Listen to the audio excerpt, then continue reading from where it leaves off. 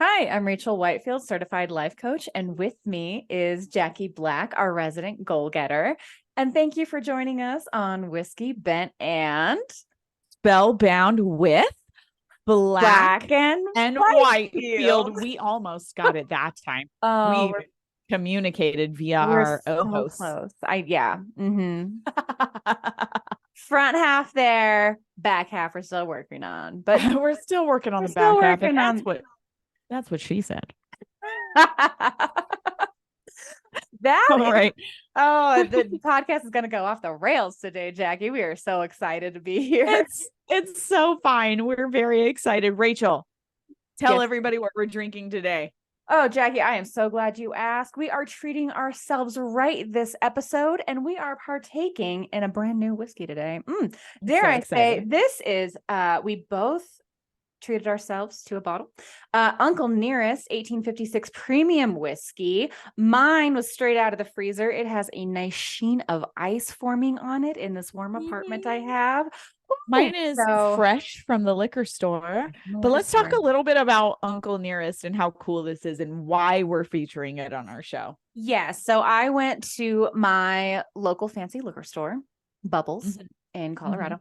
And Very we know, fancy. and I asked for, do you have women-owned whiskey distillers? And then they said, absolutely, we do. And they took me straight to Uncle Nearest. So we know it is a Black women-owned business, and we are so proud to have their whiskey featured on the podcast today. And I know it will be here for a couple of weeks as we keep continuing to treat ourselves right as the women we want to be on this podcast. And they have a few varieties of whiskey as well that I'm very excited to try. I know. I saw on their website that they have all of the awards. They have so many awards, all the different like lines of whiskey. And I just love that it's female owned because I don't think that there is enough women owned whiskey brands like out in the market. So I can't wait to talk about the way this tastes. And our heart of hearts is women supporting women in business. 100%. Tell me about your ice. Rachel's fancy. Everybody is waiting with bated breath that is baited on the ice. You know, because I have so many sheets of fancy ice in my freezer. Today we're going to go with crowns. We're going to go for crowns with the fancy sprinkles, edible glitter, moonstone mixed in. And then I also went, because I got a little extra, I also threw an amalgamation of a different ice mold of the fancy rose.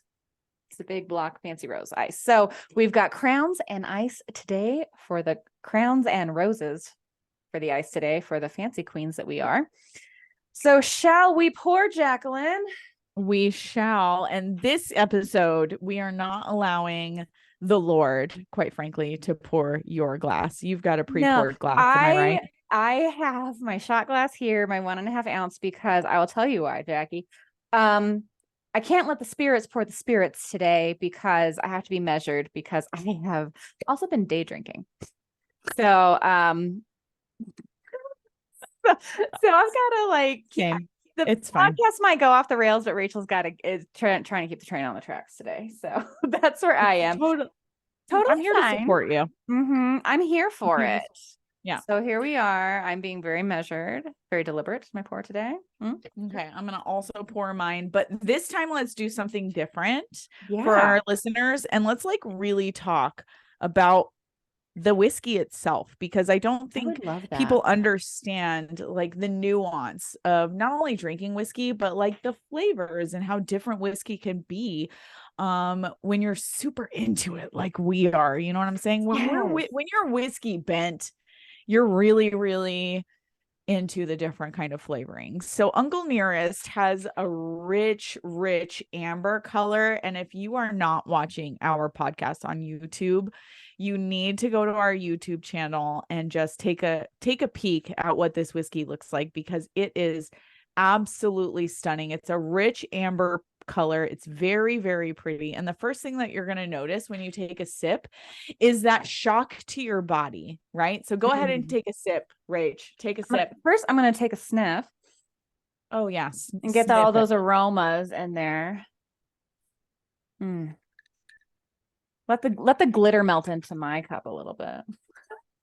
Because what is Rachel drinking whiskey without glitter? Listen, it's your call sign, quite frankly. Glitter. Glitter is your call sign. I think you're onto something, Jackie. I do. I am good at that. You really but are. Okay, so the first thing you're gonna that's smooth. feel, I like that. Yeah, very. But that initial shock to your body when your body kind of is like, that's the tannic acid. That's what that's called. To me, so it was kind of smooth. Yeah. Very smooth. That's like actually my favorite part of this whiskey is how smooth it is, and that it doesn't give you that like new girl, like, oh, I am new at drinking whiskey. But it, like, for some reason, for me, every whiskey gives me that. And it's really like that tannic. That's what it's called. It's like a tannic acid because your body's not used to drinking that. So that's exactly what you're going to feel immediately. And you might want to like on your teeth, like put your tongue like a little bit on your teeth. And that's like a natural reaction. It's very, very, very common, almost bourbon-y when you first like take a drink, which is kind of a standard trait, but that's actually from the barrel, how smooth it is, that tannic taste. That's from the way they age it. So that is derived because they age whiskey in barrels. So if you nose it, which is you smelling it, you're going to smell like a really nice fruity, like caramel. I don't know how everybody else pronounces it. How do you pronounce caramel? Oh, that's a good question. Now I'm on the spot. I can't do it. I can't perform under these conditions, Jackie. Yes, you can. Caramel? Yeah. Caramel. Okay. Caramel. So I say caramel, but caramel, you smell like that caramel sweetness when you like really put your nose into it. And the good practice is to like stick your whole nose. And if you need like a fresh breath, the trick is to sniff your elbow, like the inside of your elbow. Like that. Yeah. If you don't have like, you know how when you're testing out perfumes and they have like the cup of coffee grounds, very similar tactic. Sniff your elbow a couple of times and then you'll be able to really cleanse the nostril palate. Yeah, cleanse your palate, like your senses, and then you'll be able to really smell like the mellow caramel and maple that's really in it, which I really like about this. And then like when you taste it at the end of it, after you've taken a sip, I love that oatmeal cookie flavor. It's just like a hint of That's what it is. Yeah, dude. Oh man, I was wondering what that was, but again, Rachel didn't come swinging at 100% today. Jackie, you have to have enough brain power for the two of us today. However, if we're going to have a little brag reel, you have such a high GPA for your master's program. And we're so I just got my GPA back, listeners. I just finished my 4th class in my MBA and I got an A-. I got a 950 out of 1,000 points. Yes. Which means I am on track at a minimum for summa cum laude at graduation. Period. I am ready. I feel so excited and like getting that. And I really felt like that class was kicking my ass, Rach. I really did. I was like, there's no way I'm getting more than a B. There's no way. And then I fucking hunkered down and turned in that project, and like believing in yourself makes a difference, which I feel like is topical for what we're about to talk about. Excellent segue. Yes, an excellent segue of our podcast topic today, which is, dare I say, creating ambitious goals that scare you a little bit, being a goal getter, and also what to do once you reach your goals that seem ginormous when you made them. So we both have really fantastic things going on in our life that we have accomplished that seem insurmountable at the time. You getting your MBA, how far away are you from achieving that? Like maybe 9 months. Luckily, I had a Okay. lot of coursework done already. Usually it takes like a couple of years, usually two, Mm-hmm. for what I'm going for. I'm going for a project management MBA. Mm-hmm. But luckily I had a ton of coursework done in preparation for a goal that I didn't even know that I had. So really excited for that. And I feel like now that I've gotten that feedback from one of the hardest classes I have taken thus far, I am so excited to just like kind of just keep chugging away. And it taught me a lot of lessons, which I'm excited to talk about. Yeah, just and maybe because you're like, I did better. You did better than what you expected to be. It like motivates you to keep going and be like, oh my God, I can do this. Like it gets that like momentum behind you to be like, fuck yes, I can do this. I can do it. Yep. So shall I share what I accomplished this past weekend? Yes, tell the listeners exactly because the accomplishments that you have are so exciting. So recently I've grown up as a swimmer my whole life. I have recently gotten into marathon swimming and That's some um crazy shit. it's some crazy shit. So let's just talk about a really ambitious goal that when I created it, it scared the shit out of me and it does still a little.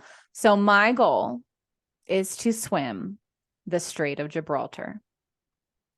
I'm My goal is to swim the Strait of Gibraltar. I'm going to say it out loud. I'm going to say it with my whole chest. I will swim the Strait of Gibraltar. And I literally can't wait to be there to watch you and cheer you on. That shit's going to be so exciting. So that is from the tip of Spain to the northern tip of Africa. So it's swimming across the Mediterranean Sea. That is 9 miles. It's 8 something, whatever. It's like 14,000 meters, 14 kilometers. I don't know. It's like, so it's like, if I can swim 9 miles, I can do it depending on currents. However, this weekend, as again, you just don't wake up one day for most people to be like, let me fly over and swim the Strait of Gibraltar. So if we're talking about on a Saturday, if you have this big goal, okay, let's break it down on how do we get there. So I have been doing longer and longer open water swims here in Colorado. There is not an ocean near me, but I do have a lot of reservoirs and freshwater lakes. So this past weekend was my swim season is now over. My Apex, I don't want to call it a race, because I'm just there for me and my experience to gain more experience in open water outside of a pool because it's very different swimming but it's a big types goal. of techniques. It is a big goal. Like outside of just being able to swim open water. That's huge. Yeah. So this past weekend, it was the Horsetooth Reservoir swim in Fort Collins, Colorado. And it was a 10K swim, which is a 6.2 mile swim. And I accomplished it and I did it in 5 hours. Boom. So I swam over 6.25 miles in 5 hours straight. That's crazy, bro. So so I did have when you do swim distances like that, you do have a support kayaker. Someone is feeding me. I don't want anyone to have any assumptions that I just got in the water and swam to the end of the reservoir. No, like I have a safety craft with me at all times, but I swam it. Like I accomplished something that you cannot buy and no one can take it away from me. You know, I love that. Yeah. And it's like so mentally challenging too, because I feel like when you're in the middle of that swim, like it's just swimming, right? So like I don't mean to say that like it's not hard, because like really what you do that kind of distance is extremely hard, but it is mentally hard in the same aspect that it's physically hard. So like even in the middle of it, like for me, because I'm not a long distance swimmer, I'm not a long distance anything, quite frankly. Yeah. No, I'm done in 20 minutes. If I start getting out of breath, no thanks. I want to be very clear. I'm not swimming fast. I'm swimming like you're on a saunter. You're a saunter swimmer. Yeah, like it is your full body activity, but it's like every 100 meters takes me over 2.5 minutes. Like it's weird because I go between like not a long meters time. and imperial. Like it's more like, I'm swimming at 1.5 miles an hour. Like you gotta concentrate to walk that slow, you know? But it's like, swimming, I've never, that's all of your muscles. I've That's never every muscle in all of your body, quite frankly. Let's be honest. Today is Wednesday. I swam out on Sunday. I am only now able to like lift my arms over my head because, and I will say these goals, it was, okay. So earlier in the season, I had swam a 3-mile race event. It's not racing, not at the speed I swim. So so we're just how to remind myself of, this is for experience. You're not there to place. You're not there to do anything. You're just here to gain open water experience and to remember like the eye on the bigger prize of why I am doing these things to myself. My 3-mile swim earlier this season, I was far more nervous. But by the time and the training that I had put in, investing in myself in this goal, I wasn't nervous getting in the water. I had never swam that distance before. I had no idea. Like it was more of, I know I'm going to do this and I'm going to get to the end. Yeah. And a lot of people are like, your mind will give up on you before your body ever does. Jacqueline, my body was failing me before my mind was in this swim. Your mind was probably like, nah, bitch, let's like this. I was taking in nutrition every 30 minutes, you know, kind of thing. So it's like, and then my best friend is in the support craft in the kayak and she's like, how are you doing? But this is how she'd check in on me. She'd be like, what's your name and what are you here to do? Oh, and I love that. And bro, that's motivating as shit. And then I would say, my name is Rachael Whitefield and I came here to fuck shit up. That's what I'm talking about. Bro, like the way, my whole chest is proud of you right now. Are you kidding? That's what you said? Every 30 minutes. Tell me that. Hold on, listeners. She didn't tell me that. We talk every single day. That is not what you told me.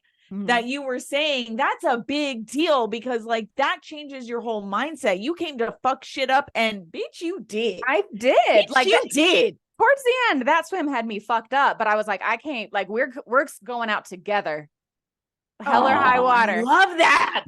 And then I will say there have been like different mantras. Like I sing Beyonce, like, what are you going to do to keep your mind? Like, you're swimming. Like, what are you going to do to keep your mind like in it? Yeah, you know? And I was like, just you when you swim in your head. The last 2 kilometers, it was just like, I'm still in the fight. I'm still in the fight. I'm still in the fight. Like that was the cadence. Like, I'm still in the fight. Are you here? I'm still in the fight. That.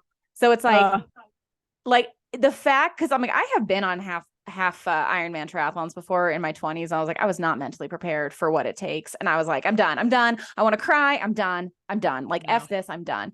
But it was like, that's me before the race. That's me. I don't want to do this anymore. That's me when somebody tries to sign me up for an Ironman. I'm done. So it was just like, I did not have the mental fortitude. I don't like running. I don't like, okay, can I just do the swim? I don't want to do that. So now that's what I've transitioned into. But it's like, I mentally, the fact that I did not collapse on something that is incredibly hard that I've never done before, I was in it till the bitter end. I call it T-Rex arms because I could like hardly get my arms out of the water. I know at the end. Yeah. Yeah. But I do know now, like, you can't do it alone. I'm going to get a coach to help me, like, with my training, nutrition, recovery, whatever it needs, because I'm like, I do have enough skills to be a very decent swimmer. Do I have the skills to successfully and smartly swim to do this larger event in ocean with currents, you know, what have you? But it's like, okay, I have a huge goal. I accomplished it. I can see my shortcomings and where I can improve, even though it was a success. That's motivating. That it's like, okay, I can see where I was struggling. How can I go and make it more of a success? Because right now, even though I swam 6 miles and I'm like, I'm not ready to swim Strait of Gibraltar, even in my peak swimming, like I can't because I'm not fast enough yet. So it's like, I still need to work on these other things. I'm like, okay, I could maybe have the distance down. I don't have the speed. So there's always these things like for me now, I'm like, ooh, like you said before, there's this, propulsion behind you, momentum. That's the word I'm looking for. So I have some more whiskey, Rachel. There's this momentum behind you that you're like, propulsion is a great word. Propulsion. Yeah, that's for me. So kick. Yeah, exactly. And for so swimming, there's great propulsion behind you. So yeah. now I'm like, I know what I'm capable of. And now let's take it to the next level. Yeah. But I can't do that alone. No, that's how I feel. I think that's super important actually, that specifically when it comes to like your goal setting to talk about. Sometimes you set some goals and you can't do it alone. You have to have motivation. You have to have support. Like you got to find somebody who's going to be behind you. Be like, fuck yeah, dude. Somebody you can brag to, like, I did this, which I love about our friendship, because like I know that I can show you my accomplishments and you're gonna be like, fuck yeah. And you texted me right after that, and what did I fucking say? Fuck yeah, I'm so fucking proud of you. Let's you know what I'm pull saying? it up exactly what you said. Pull it up, pull it up, because I sent you a video of me swimming. Dude, that shit was inspiring as fuck. I love that shit.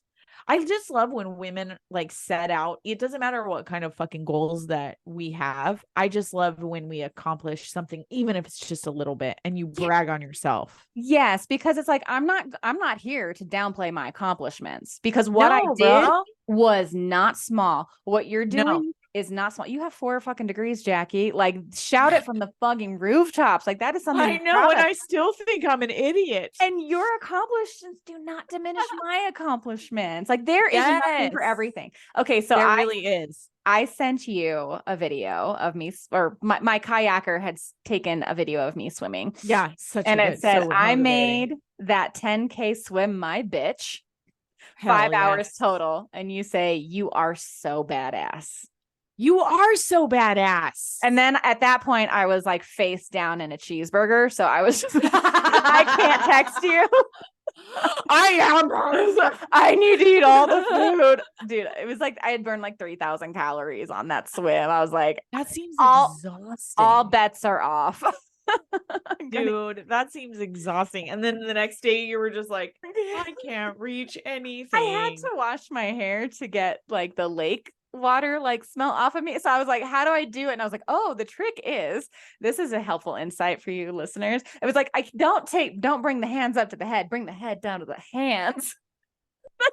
I just pictured you like with elbows to the side, like, oh, it was like I could move the arms, like the hands to the elbows, but I was like, my delts were done for. I'm still in recovery. But the cut in your delts now, beach, like you got Kim Kardashian arms. Have you seen her arms lately? Like, no.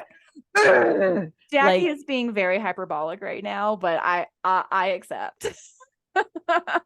I don't know what Jaki, with all the degrees that she has, doesn't know what hyperbolic means. So it's fine. You're exaggerating.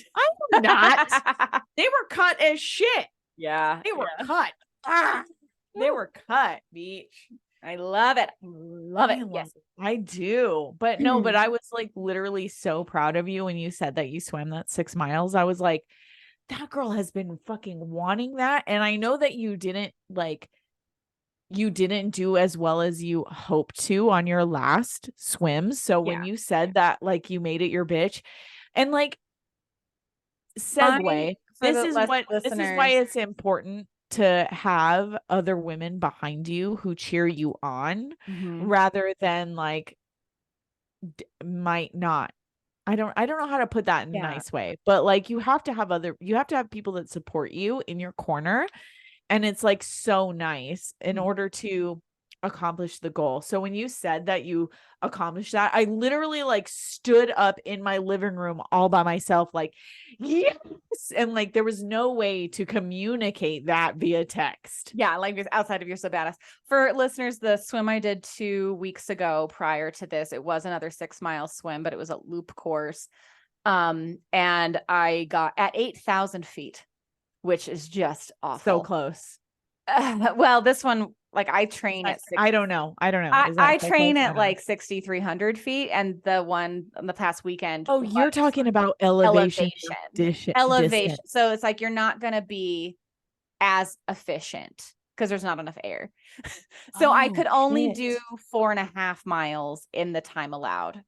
Oh my God. So like the 6 miles at 6,000 feet, it was your bitch. It was my bitch. I was like, yes, like ain't nothing. I just swam at 8,000. Don't give a fuck. Yeah. So I was like, okay, the elevation is good. I get nutrition whenever I want it. Like I have a support craft with me instead of just swimming 1.5 mile loop every single time and then coming in for like that is an insane workout, first and foremost. Second, that's a mental like hurdle that you have to get over. Did you at any point during this race feel like I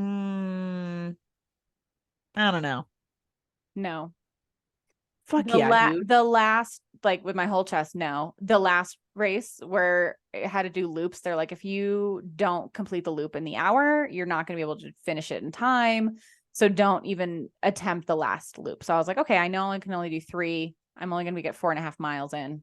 We're okay. Like, but it was like at that point, 4.5 miles and swimming for 3.5 hours was the farthest I've ever swam in my life. And it was the longest I have ever swam in my life as far as time is concerned. So that on that day, that was the best I could do.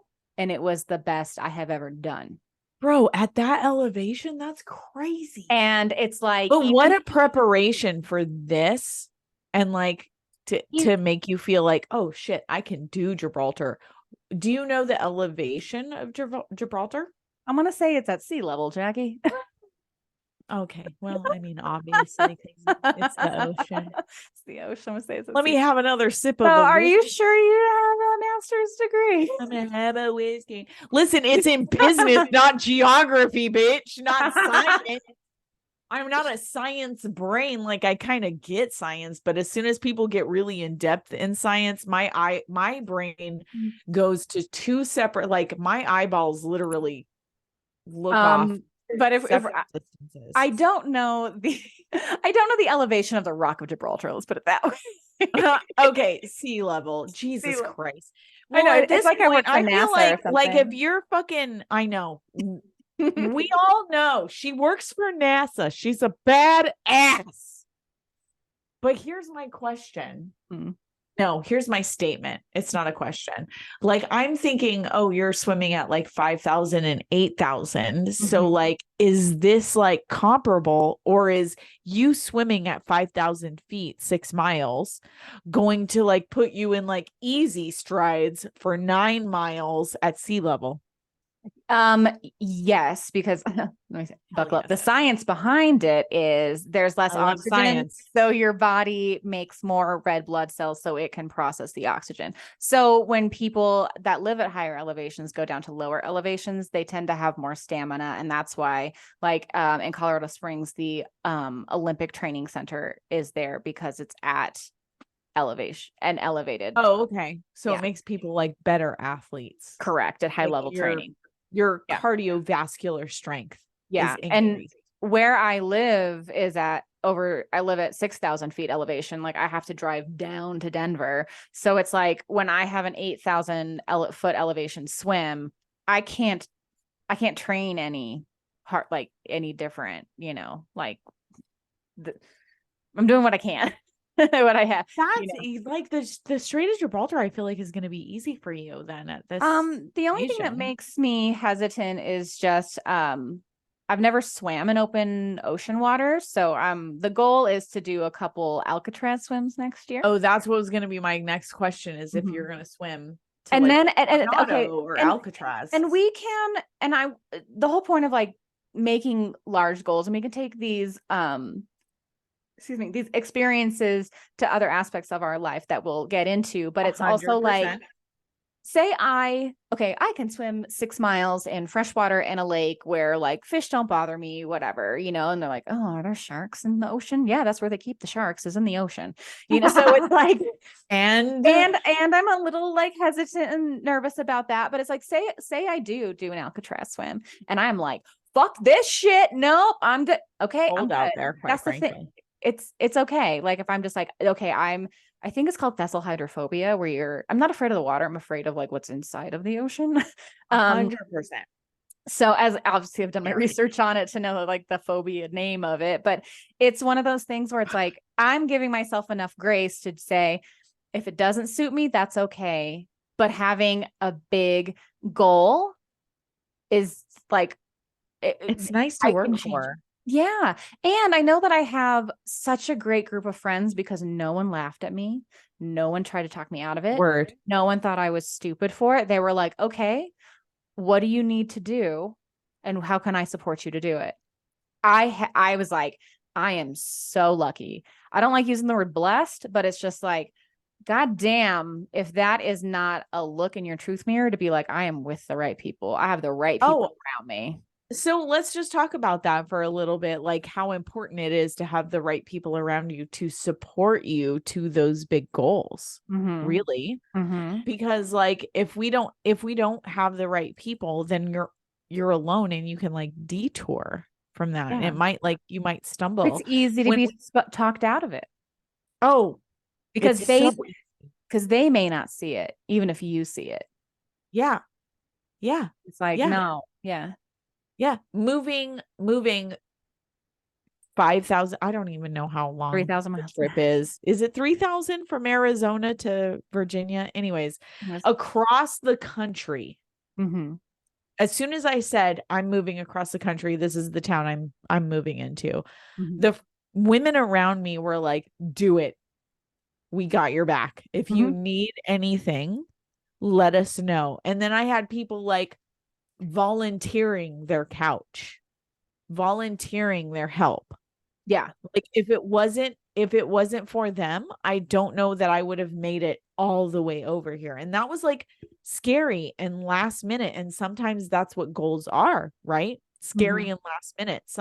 Sometimes they're not huge goals like swimming the Strait of Gibraltar, which is a huge fucking goal. And it is long term and it is admirable. Right? Yeah. But like my Strait of Gibraltar is just getting into my new place. And for the listeners, like it doesn't have to be huge. No, they don't have to be these huge goals. Because after your relationship, after my our divorces, it was like my goal was I need to be able to be financially independent. Exactly. To live alone. Not to buy a house, it was just more of, I didn't even have, and to me, the way sometimes I work best a little abstractly. So it wasn't like I need to make X amount of money. I need to buy or live in X apartment. Like it was more of just, I have this more abstract or gray goal. And I know that is what I have my sights set on. However, the flexibility on how I get there can be very fluid. Yes. It was, but like, it's so important to have like that support. Yes. Like people, even if it's not like financial support, it's just like the women in your lives that cheer you on. Yeah. 1,000%. Which I think is so important. Like in our lives as women in America, you know what I'm saying? We need each other. We are a tribe. Yes. We are tribal in our natural state. So like when I reached out to a couple of people and was like, I'm leaving Arizona and I'm going to drive across the country to Virginia, I had multiple women reaching out to me like, I support you. What do you need? And because of that, I didn't have to stay in hotels. I didn't have to buy food. Like they were like, park in my driveway. I will feed you. You can stay here on the way over, there. And you had that same thing swimming your recent race. You just had your friend in a kayak, like, come on. She was getting a click in her neck, like looking back, checking. Sure. Yeah. Sure, but she was there, She was which there. is like symbolically is very similar to the women I had across the nation who were like ready to house me and like bring me in and support me in my own goal, Yeah. which I love. I love that Right. about honestly, like I love that about our feminine community, our community of women, and how we're able to connect to each other and be like, you're my sister. Yes. And it's not a 1,000%. competition. It's not like I'm doing better than you. It's literally like I'm here. If you need me, we can take care of each other and We we get it. can help. Yeah, we can help each other, support each other to our main goals, which is so cool. I always say we get up the mountain together or we don't get up at all. Oh, I love that. Yeah. God, you have Like, so many good I think it was an old proverb that says like if you want to go fast, go alone. If you want to go far, you go together. So I'm in the business of going far together. together. Yes. And then It's so important. also it's what I think is like once you make a goal and you accomplish it, like you're on your way to get your fourth degree, it's like, okay, now I can go set bigger or more ambitious goals for myself because I didn't just wake up one day and I was like, "Ooh, I'm going to go swim the Strait of Gibraltar." However, I did have a lot of faith in myself as a swimmer, and I will say, this is just me. This is possible takeaway for our community, but it was like people say, "Why the Strait of Gibraltar?" And I said it was big enough to scare me, but I knew I could do it. Pardon this crass language, it made my butt pucker. It scared me. That's my favorite kind of goal. Yeah. My favorite kind of goal. It scared me, but I knew it wasn't too big that I couldn't do it. It was big and very ambitious, but it was like, it scared me. And I was like, it is just big enough. Yeah. And now that I have just moved into my lovely own place after my divorce, which was my absolute North Star, it was like my own place, be financially independent. And I just accomplished that goal. And because I had a bigger goal after this, I'm not just sitting in my beautiful new apartment being like, well, what now? And I was so thankful that I have this other larger goal to work towards that I'm like, oh, I'm going to still stay busy. I'm not done yet. This is just the next step, not the final step. Right. I feel like it's so important to have like okay, so you have like your North Star, like this is like the big goal, like this is scary, this makes my butt pucker. But then have a goal that follows that up, you know what I'm saying? Because like it's scary, but like it's accomplishable. I don't even know if that's a word, but like you can we're making it a word, putting it in the book. I feel like as soon as you accomplish that, you have to have something to go after right after. Do you know where my mind is right now? What's up? I haven't even swam the Strait of Gibraltar. I'm not even fast enough to do it, but I know I'm going to do it. You know where my mind is right now? What's your next swim? Fucking English Channel. I fucking knew it was the English Channel. I'm never gonna do it. I know. And I was like, fuck, I haven't even done the first thing, but I was like, well, when I do that, what's English the Channel. next bigger thing? We're ready to go. I even have a place to stay, beach. We already have that taken care of. Go swim that because we already have a place to be. I can't wait. I can't wait. Like I'm so excited. I'm so excited. Like Catalina to Long Beach. Like I will be your kayaker. I don't give a shit. Because here's why I'll be your kayaker, because I know you're gonna be in the audience screaming when I get my MBA. Yes. Yeah, absolutely. Like, I just know you're gonna be like with the camera. Exactly. I love that. I don't care. I really don't care if my parents or my kids are there. As long as my friends are there screaming, "That's my friend." Yeah.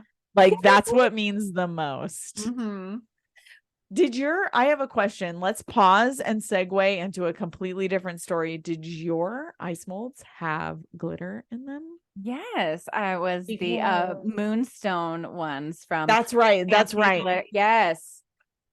Because I Oh went my and bought God. some glitter. I have a convert. I made Jacqueline a glitter convert in our Yeah. And I have a house. little cute little like Is this the black thing. one from Fancy Sprinkles? Yeah, of course. Of Yeah. course. Of Mhm. course. And like I just like to drop like a little A smidgen, little goes a long a way. little smidgen of glitter. And I saw like you drink just now, and I was just like, mine is not glittery enough. Yours is very Yeah. nice. Anyways, And back to the secret is, and the ice molds, like a little goes a long way. And I do like a lot it of ice does. in my whiskey Like and a my pinch. cocktails. Yeah. So then it's like there's a lot of ice cubes, so it does a fair amount of glitter. But if you just pour the glitter straight into the drink, as one might do, Like I just did. the glitter is heavier than the whiskey or the drink. So it like tends to sink to the bottom. So if you put it, this is a helpful tip. If you put it in the water that you freeze Have a with ice, stir. then it like kind of just settles and like slowly dissipates throughout the whiskey or the cocktail, which is great. So It's very glittery. I don't think you can see it in the camera, but it's very glittery. And I have decided to carry these little vials in my purse. I did nails for 10 years and I made a whole career out of playing with glitter, which made me so happy. But however, the thing that upsets me the most is that because glitter is very dynamic in the light, it doesn't photograph well. It videos well. No, It does not photograph well. I agree. Which is very like, oh, the bane of my existence, because it's just like it's multidimensional and it has to be different angles to showcase like the color dimension and the color change. And then it's like it's hard to do that on a one-dimensional photograph. So, anyways, get yourself really some is. glitter, community fam, and dump it in your drink in public, and don't be ashamed. Do it. I do it all the time. I'm like, it's fine. You can't even see how glittery this drink is. Like it's sparkling right now. Does it make warm caramel? Does it make your heart happy? Yeah, and that's the importance of it. That's why I wanted to segue into the glitter. Okay. Yes. Yeah. Everyone get some edible glitter. Buy it in the shop. It's so great. Buy it, keep it in your bag, transfer it to cute little like spell bottles. Like I have, this is not how they come. Viewers, this is not how they come. I actually transferred it, but highly recommend. 10 out of 10 would recommend. Exactly. So I know that you're still like a year away from getting your MBA. Yeah. What's your English channel goal? what's the next thing for Jackie? Yo, listen, what makes your butt pucker in the future? So I love this question because I originally decided, okay, I want to backtrack a little bit, because when you and I were in high school, I definitely had a 3.5 GPA, but still never really felt like I was smart enough to go to college. I even said out loud, I'm not going to go to college. I'm not smart enough. Isn't that crazy? Oh, there are dumb people in college. I know. I've met them. It is nuts that I thought that. And then like right around 25, I was like, you know what? Maybe I will go to college, which I highly suggest just taking a couple of years after high school before you go to college. Like really figure out who you are and what you want out of life before you sign up for that debt in America, because that's what we got, lifetimes of debt. And quite frankly, I'm going to be going to school for the rest of my life because I'm never paying that off. I don't care if the government hears that. I am never paying that off. So I decided to get my MBA because I was like, oh man, all I want to do is be taken seriously, because I literally look like this. I am heavily tattooed. I don't look like I'm 40. I fully acknowledge that I look like I'm probably 30 to 32 at the most. Of course, that's where we're gonna just stop aging. Well, I mean, I got 25-year-olds in my DMs telling me I look 28, which is crazy. Are you boys serious? I could be your moms. So I got my 2 bachelor's degrees and I was like, I'm still not being taken seriously.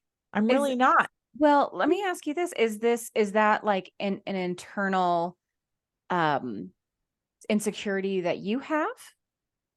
Just of Here like, comes the just life coach. because you say it's Jackie, it's like it's my job. But it's like you say, because I don't have a college degree. And when I'm in very No. educated rooms, it used to be a real trigger for me. Yeah, it's a trigger for me.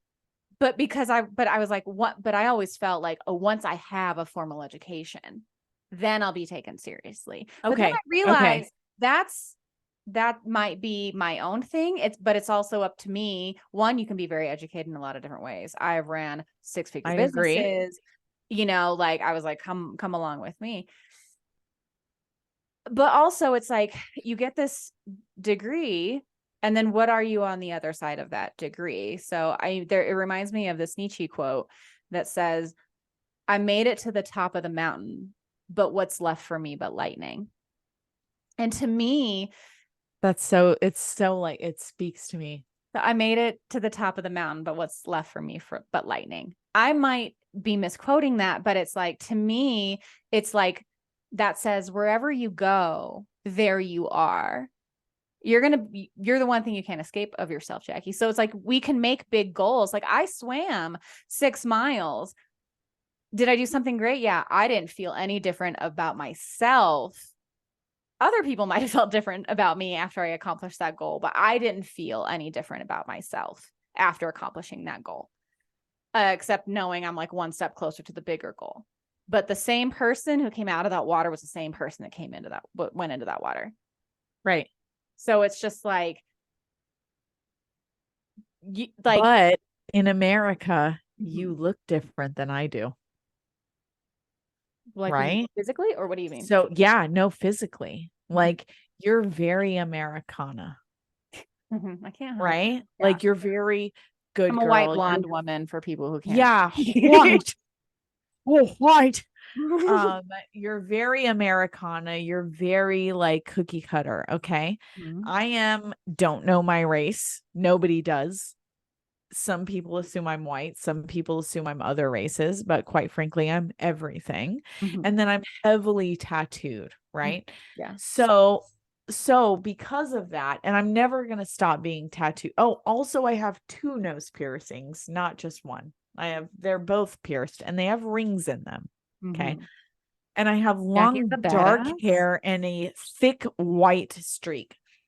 So I don't know what it is about the way I look, but sometimes companies don't take me seriously, even though I know exactly what I'm talking about. I have homeowners and renters policies. Oh, for listeners, I'm an adjuster. Mhm. I In your day I'm job. the person you call when your shit is broken and you need your insurance to pay. Now we're going to tell you it's not covered. So I'm that person. So I'm good on the phone. I have a great, You customer give service. great phone. I give great phone. But the thing is that that's not my goal. I am not an entry level employee. And I know that my expertise exceeds what people are hiring me for. So the reason why I went towards my master's degree is because I feel like in America, and I just know other women feel this, you have to have a specific level of education in order to be taken seriously. Mhm. And luckily, Rachel, and like I mean this in the nicest way, you look very Americana and you quite frankly don't need all of that. But because I look the way I do, I know that like NASA's not going to hire me with all of my tattoos. You know what I'm saying? You'd And like actually my be attitude. surprised with the people I who want bet I to work. probably would, Yeah. to be honest. I probably would be surprised. But like I'm using that as an Yeah. example as But far as like I think that's equal also to in like, your mind of, you have to overcompensate because you think you have to compensate for something. well, here's the thing. It's I'm not been saying my that's not true. I'm No, it's just been my experience that I have to continue to overcompensate in order for people to take me seriously. So I'd say maybe if that's I women have in a, general have to be better oh, than the rest bro, of is it them. ever? Is it ever? It's like the most relatable thing. If I don't have a master's degree in business and my Six Sigma black belt, like people are not going to want to hire me for the C-suite executive position. They'll Mhm. definitely hire me to be their assistant, but Mhm. they're not going to hire me to be the CMO, the chief marketing officer, Mhm. unless I have that piece of little paper behind me, even though I have proof of concept. You know what I'm saying? Yeah. So sometimes, like as a woman in America, you have to go that extra mile. And quite frankly, I have learned going that extra mile that I don't fucking need that extra mile. Like these A's are coming to me. I think, like, I know that I was so excited announcing my GPA, but can I just be very honest with you when I tell you I spent 11 hours on that class in total? 11. I didn't try at all. No. At all. Yeah. And that's what's so frustrating. And I know that's frustrating for people who listen to us. Like I know that there's people who are overcompensating in order to get where they want in their lives. And yet they're still doing it. And so I'm like, am I going to continue with my master's degree? Absolutely. Yep. Am I going to finish it? Absolutely. Yeah. But like, Jesus, it's so frustrating to have to fucking keep trying so hard. You know what I'm saying? Mm-hmm. Ugh. Anyways. Woo. Any is it time for takeaways? I think it is. So do yours. Oh, do you want me to do mine? Yeah, do yours. Okay. So yeah, my takeaways, let's see. I think it's always really great to make your goals flexible. That if they don't serve you, you can change them. It does. And to me, it was really helpful to keep them um to me very gray, not to be Yes. very outlined with hard lines. It has to be this way. It's like, no, I have the idea of where I want to be. How I get there can be interpreted a lot of different ways, and then also the next big goal is just the next thing. It's not the thing, Like keep working towards it. Like Yeah, because it's when I swim the all Strait of goes, Gibraltar, it'll still be the yeah, same Rachel. She's still going to be kind of messy. She's still going to be ADHD. It's not like all my problems will not be solved by reaching the goal. The right. goal is not the end all be all. And when I reached this goal here of having my own apartment, I was so thankful I had something else to look forward to and to work towards. So I really liked that there always can be a next thing. It could always be a different thing. What if I get burnt out on swimming? I don't want to do it anymore. That's okay. That's okay. We don't need to do like any sunk costs into this, It's like if it doesn't serve you, it's okay. But having a big goal keeps the propulsion behind me. Yeah. Yes. Yeah. Well, first of all, big goals are super important, even if they're not even if they don't feel achievable, because it gives you like a zone, like a Yeah. focus.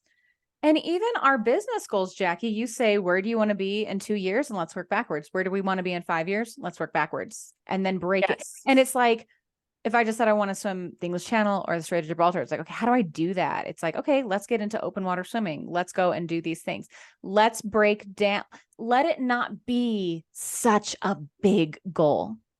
Because now how I feel about the Strait of Gibraltar now after that swim, how I felt a couple months ago, a year ago, when I was like, maybe I want to do that. It's like, oh, okay. Like if you can swim 6 miles, you can swim 9 miles. Like I could do it. Do I need help how to do it the best way I can? Absolutely. But it doesn't pucker my butt right now because I know it's in the bag eventually. Right. Mm-hmm. Isn't that so exciting? So now Yeah. you need a new butt puckering goal. Oh, that's the English channel. English Channel size goals. You heard it here first. I literally can't wait to just go tour Europe and you swimming around. I'm gonna just be in the kayak like fuck. I will say exhausting. So I have researched, if dare I say, if anyone wants to swim the Strait of Gibraltar. Okay, so you have to get there 2 days before your swim, and you have a week window to do it. So you could be in Spain for 9 days, and you could swim on that 9th day. You could swim on the 3rd day, either way. But I was like, okay, I'm gonna swim, and then we're gonna take a cheap flight over to Morocco, and we're gonna go to Casablanca. Girlfriend, it's gonna be the best trip. I can't wait. Then after I go to Casablanca, live my dreams of fashion like Ingrid Bergman.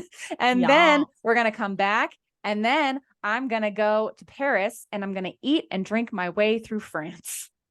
Girlfriend, I can't wait. That's the goal. I can't wait. My sister just got a row house in England. We have somewhere to stay. No worries. We're good. So my takeaways from goal setting, quite frankly, is just literally take, and it's always I mean, I've said this before, but you just have to take the next right step towards your goal. Goals are big for a reason.